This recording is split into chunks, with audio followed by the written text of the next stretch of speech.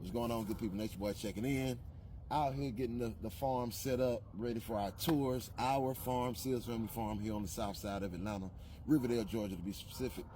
We pride ourselves on education and educating our community in sustainable practices that they can take home and digest and actually apply where they are. So one of the big things we harp on is actually growing vertical rather than growing out, because being in an urban setting, space is often the issue. So here is an example of me utilizing it's kind of a vertical hugelculture method to grow potatoes. And in the middle of this basket, come closer. In the middle of this basket, I filled this probably about 1.5 foot diameter full of mulch. This is well-aged mulch. Look at all those worms in there. Well-aged mulch, and I put rabbit manure in here as well, right, to just give a habitat for all those microorganisms. The biggest factor that I found earlier on as a gardener is it takes a lot of money to get started if you don't know what you're doing. And the beauty of how we teach agriculture in the permaculture fashion or indigenous gardening methods, we utilize nature and biomimicry to kind of reconstruct nature's design. So I'm going to show you today how I use free materials that are laying around the property to essentially reduce costs or even make it free to grow in. So y'all follow me. I'm going to show you and replicate exactly how I did this, but I'm going to put a little twist to it. Kick it with a player. All right, so a couple years ago, we had a tree fall over the property and we never could get it cleaned up. And I just did my best to chop it up and leave it in place. So this is a common material that I use a lot because it's free, it's already partially broken down, and if you look in the back of our property, we have tons of woodlands around us. To add this log into the middle of the basket is to reduce the space. Space sometimes means waste, and we want to be really, really, really effective with the resources we have. We want to steward them appropriately, and just frankly, if I had to buy $100 worth of dirt to fill up a small mound of potatoes, it would discourage me from growing potatoes. So this will reduce your costs dramatically. And again, I got more to go, man. I'm gonna show y'all everything, but for right now, we working with what nature gave us.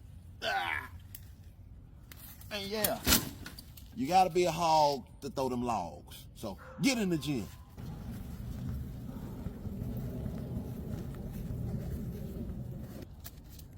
All right, y'all. So the first thing I'm gonna do is dig a little shallow hole. I'm not going down deep because it's not a large stump. And I'm going to stake it, brace it up with these spears I made. And if you're somebody who has one of these fiskars, man, this is how I like to use mine. I just take that little hook, and that's how I make my spears. So just in case y'all want to know. So this is how I just stabilize it. It is just temporary. Once we put the dirt around it, the dirt is actually going to be the thing that stabilizes it. Right, so this is the main ingredient, y'all. Again, when we're talking about price and doing things on an economic level, and again, our design of our farm is really, really, really heavily influenced by our community. They're like us. We don't have a lot of money. We don't have a lot of resources. We don't have a lot of time. We're trying to get the things that are most effective and efficient in our area so we can make this thing work with our lifestyles. So this is one of the resources that gives itself freely in every community nationwide. You see it. Leaves. Shredded leaves. I just put a lawnmower to this. And if you got a bag lawnmower, of course it collects in the bag, and that's all you need. This is a pile that I use. This is our composting system, but this is actually dirt that always gets kind of somewhat discarded at the end of a growth season or the winter time. So anything that we grow in buckets that is spent and we don't use it again, we come and bring it over here. I periodically, I never turn it. I periodically add in green matter, native stuff. So again, I take that same lawnmower with the bag and I'll run over a grassy area, then sprinkle it over here, and I just let it break down again. I don't turn it. Again, we're talking about being efficient with our time, all of our resources. So all I'm doing is I'm adding 50-50, 50% leaves, shredded leaves, finely shredded leaves, and then 50% of my dirt or soil. And for me, this is old soil. Again, this probably has been used for 3-4 years now. It's literally the same dirt I use over and over and over again. So again, we're mindful of teaching our community these techniques because we know what it feels like to have to scratch your head about spending $100 on some dirt. And so, all right, y'all, this is how it's gonna look. I'm starting my mounds now. The importance of the leaves in the soil is, one, it's going to again increase your mass, so that way it's taking up more space. But this is actually a great ecosystem for your insect friends, right? Also your microorganisms. This is how their habitat is supposed to look. Look at them worms already in there. This is what they want.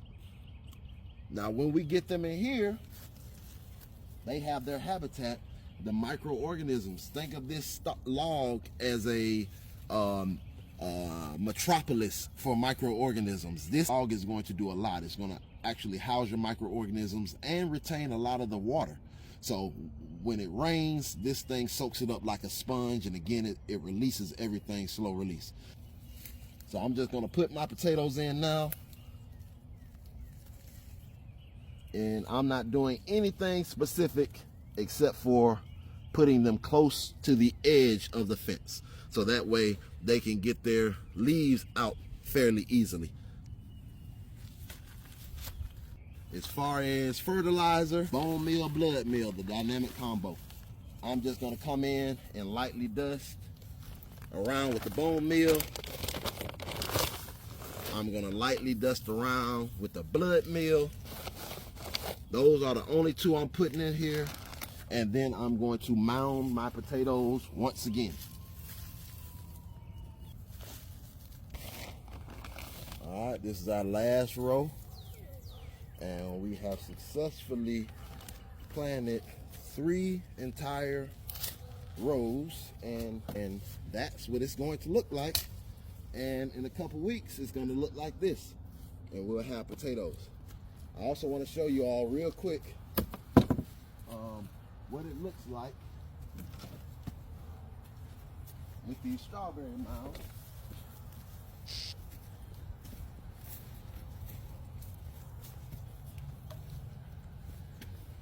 This is the same concept with the strawberry mounds. Again, the wood is in here. This was my first iteration of this vertical hugelkultur mound. And again, the strawberries come out here, and sometimes I even take them and reseed the runners. I cut another slit. If we got runners, we'll cut a slit and then re-root it in here. I hope this inspired you. If it did, give a comment, give a like, give a share, and definitely download that Farm Fresh 24/7 app. Hyperlocal food systems are on the rise. You and I are the only security we have for our food system. We got to create our network with each other, and that's what Farm Fresh 24/7 does. So again, download the app, keep it clear. Next one.